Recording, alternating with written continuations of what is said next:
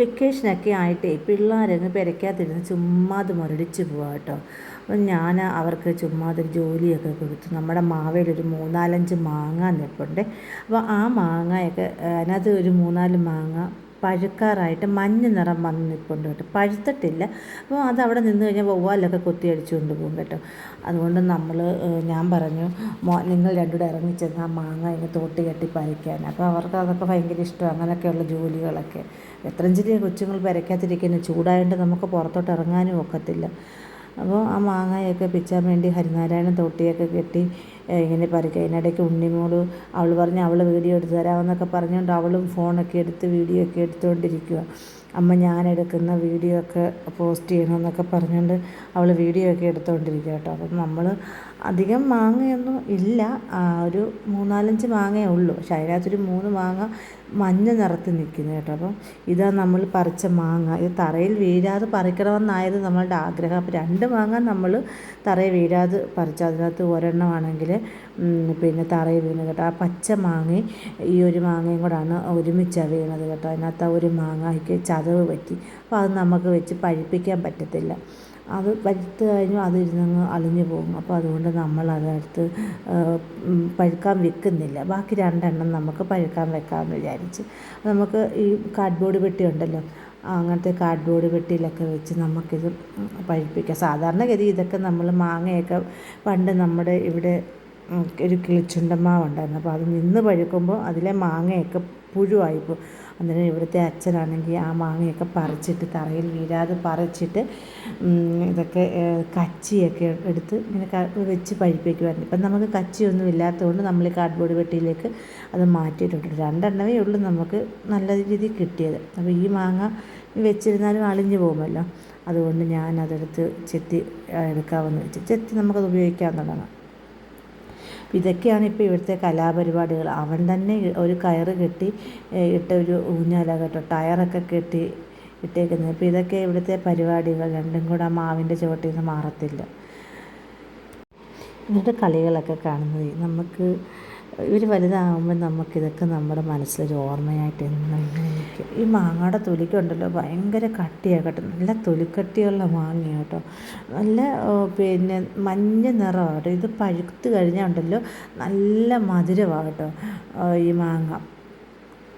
ഭയങ്കര ടേസ്റ്റ്. നമുക്കിതൊരു 2-3 പ്രാവശ്യം ഈ മാങ്ങ ഇതിലുണ്ടായിട്ടുള്ളേ.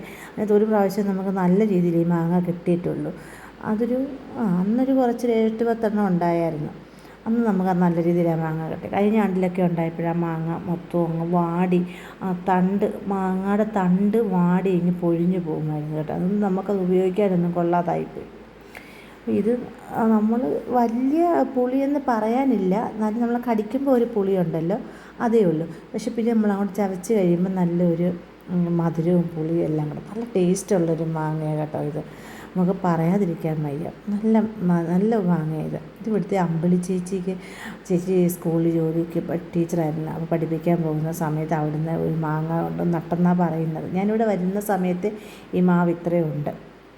ഞാൻ വന്നു കഴിഞ്ഞ് ഈ മാവൊക്കെ കായ്ച്ചത്. അപ്പം ഞാൻ വിചാരിച്ചു പിള്ളേർക്ക് ഈ മാങ്ങ പൂളി ഉപ്പുമൊക്കെ ഇട്ട് കൊടുക്കാമെന്ന്. അപ്പോൾ അവർ പറയുന്നു അവർക്ക് ഇത് പൂളിയൊന്നും വേണ്ട, അവർക്കിത് പച്ചമാങ്ങ ജ്യൂസ് അടിച്ച് കൊടുത്താൽ മതി എന്നാണ് അവർ പറയുന്നത്. അപ്പോൾ അതിനായിട്ട് ഇതൊക്കെ എടുത്തു.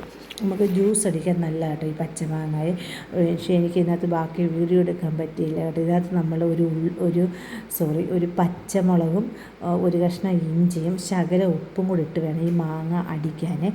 എന്നാലേ ആ പച്ചമാങ്ങയുടെ ജ്യൂസിനൊരു നല്ല ഒരു സുഖം അത് കുടിക്കുമ്പോഴും.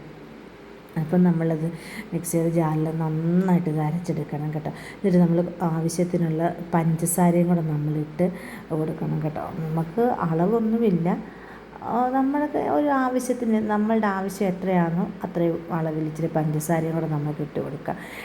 മാങ്ങയുടെ പുളി അനുസരിച്ച് നമുക്ക് ഇട്ട് കൊടുക്കാം. അങ്ങനെ ഞാനിത് ധൈര്യമായിട്ട് കൊച്ചുങ്ങൾക്ക് കൊടുക്കുന്നതെന്ന് വെച്ച് കഴിഞ്ഞാൽ നമ്മൾ യൂട്യൂബിലൊക്കെ ഈ പച്ചമാങ്ങ ജ്യൂസിൻ്റെ റെസിപ്പിയൊക്കെ കാണും കേട്ടോ. അപ്പോൾ അന്നേരം ആദ്യമൊക്കെ എനിക്ക് കൊടുക്കാൻ പേടിയായിരുന്നു. എല്ലാവരും പറയും അത് വയറിളകും, അങ്ങനൊന്നും കൊടുത്തു വിടാം. അപ്പം ഞാൻ ആദ്യം കുടിച്ചു. അപ്പോൾ എനിക്ക് ഓക്കെയാണ്, കുഴപ്പമൊന്നുമില്ല. അപ്പം പിന്നെ ഞാൻ ശകലിച്ച് അവർക്ക് കൊടുത്തപ്പോൾ അവർക്കും കുഴപ്പമൊന്നുമില്ല. അങ്ങനെ ഞങ്ങളിങ്ങനെ പച്ചമാങ്ങയൊക്കെ എപ്പോൾ കിട്ടിയാലും നമ്മളിങ്ങനെ ജ്യൂസ് അടിക്കും കേട്ടോ. ചില തോന്നുവാണെങ്കിൽ അവർക്ക് വേണമെന്ന് പറയുവാണ്. പക്ഷെ നല്ലതാണ് കേട്ടോ, നല്ല ടേസ്റ്റാണ് ഇങ്ങനെ അടിക്കുന്നത്. അപ്പോൾ ഇതാണ് നമ്മളുടെ മാങ്ങ ജ്യൂസ്. ഇത് വിളഞ്ഞതായതുകൊണ്ടാണ് ഒരു മഞ്ഞ നിറത്തിലൊക്കെ നമുക്ക് കിട്ടിയത് കേട്ടോ. നല്ല ടേസ്റ്റായിരുന്നു, പറയാതിരിക്കാൻ പറ്റത്തില്ല. നിങ്ങളൊക്കെ ഇതൊന്ന് ട്രൈ ചെയ്ത് നോക്കണം കേട്ടോ. ഇപ്പോൾ ഈ ചൂടത്തൊക്കെ നല്ലതാണ് കേട്ടോ ഈ പച്ചമാങ്ങ ജ്യൂസ് കുടിക്കാനൊക്കെ. അപ്പം ഇത്രയൊക്കെ ഉള്ളൂ നമ്മളുടെ വീഡിയോ. അപ്പോൾ എല്ലാവരും ലൈക്ക് ചെയ്യണം, ഷെയർ ചെയ്യണം, സബ്സ്ക്രൈബ് ചെയ്യണം. അപ്പം നമുക്ക് ഇടയ്ക്കൊക്കെ വീഡിയോ ചെയ്യാൻ പറ്റിയില്ല. ഇനി അങ്ങോട്ട് നമുക്ക് മുടക്കമൊന്നുമില്ലാതെ വീഡിയോ ഇടാൻ ശ്രമിക്കാം. അപ്പോൾ ഇത്രയേ ഉള്ളൂ. ബായ്.